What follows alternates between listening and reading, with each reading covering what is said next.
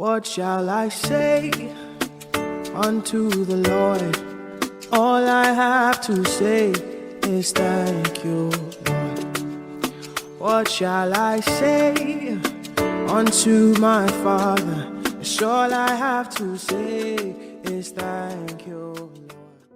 Shalom, shalom, peuple de Dieu, bonjour.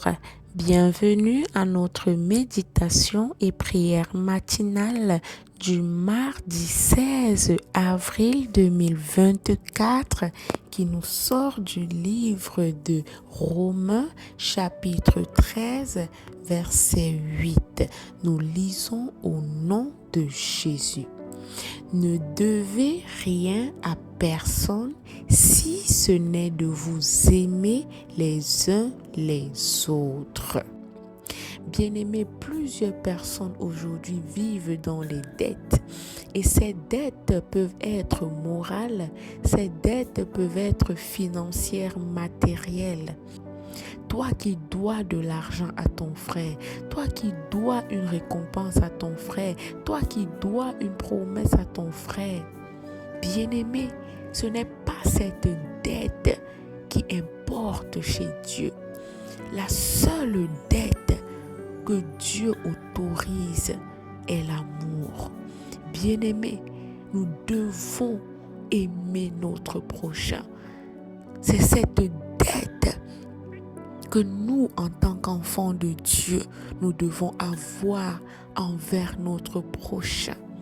Bien-aimés, la Bible nous dit, n'est-ce pas, dans Romains chapitre 13, verset 10, que l'amour est l'accomplissement de la loi. Bien-aimé, lorsque tu aimes ton prochain, tu as accompli la loi. Bien-aimé, tu peux respecter les commandements. Bien-aimé, tu peux te priver de manger, de boire. Tu peux te priver de beaucoup de choses dans ce monde.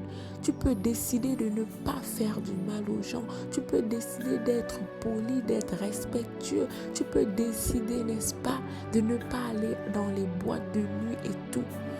Tu peux le faire sans aimer ton prochain. Et tout cela ne servirait à rien. Bien-aimé, l'amour dépasse la privation de nourriture. L'amour dépasse, bien-aimé, la sanctification. Tu peux te sanctifier. Tu peux décider de ne pas mener une vie de débauche. Mais si tu n'aimes pas ton prochain, bien-aimé, ça ne servirait à rien. Ce matin, la parole nous demande d'aimer notre prochain. C'est la seule dette reconnue dans le ciel. Bien-aimés, lorsque nous lisons, n'est-ce pas, la parole de Dieu dans Galates chapitre 5, verset 14, la Bible nous dit, car toute la loi est elle accomplie dans une seule parole. Bien-aimés, toute la Bible que nous voyons, les 66 livres de la Bible se résument dans l'amour de notre prochain. Bien-aimé, si tu n'aimes pas ton prochain, ça ne sert à rien d'être chrétien. Si tu ne peux pas pardonner ton prochain, ça ne sert à rien de parler de Dieu. Si tu ne peux pas soutenir ton prochain, si tu ne peux pas aider ton prochain, si tu ne peux pas, n'est-ce pas, faire du bien à celui qui est comme toi, qui est créé comme toi, bien-aimé, ça ne sert à rien de parler de Dieu. Ça ne sert à rien de dire qu'on est enfant de Dieu. Parce que ce qui va nous dissocier des enfants du diable, c'est l'amour qu'on aura pour notre prochain. Bien-aimé, ton prochain n'est pas seulement ton frère. Ton prochain, ce n'est pas ta soeur. Ce n'est pas ton cousin. Ce n'est pas seulement ton mari, ta femme, tes enfants. Ton prochain, c'est celui avec qui tu n'es même pas parenté. Parce que c'est facile d'aimer celui qui t'aime. Mais c'est difficile d'aimer celui que tu ne connais pas. Et c'est ce que Dieu attend de nous. Alors ce matin, si ton amour était seulement rattaché à ta famille, bien-aimé, élargis. Bien-aimé, dépasse ses limites. Bien-aimé, étends les limites de ton amour.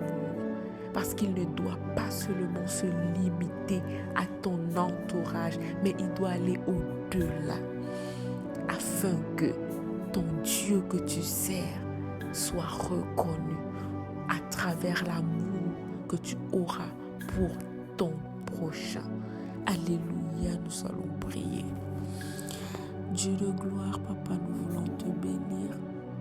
Nous voulons te dire merci pour ce réveil matinal, pour la santé. Merci de nous avoir comptés parmi les vivants ce jour. Merci pour la parole de ce matin où tu nous demandes d'aimer notre prochain comme nous-mêmes. C'est cette dette que toi tu reconnais. Papa, donne-nous cette capacité d'aimer notre prochain. Pas seulement celui que nous connaissons, mais ceux même que nous ne connaissons pas. Merci, Papa, parce que tu prendras soin de nous durant cette journée. C'est au nom puissant de Jésus-Christ que nous avons prié. Amen.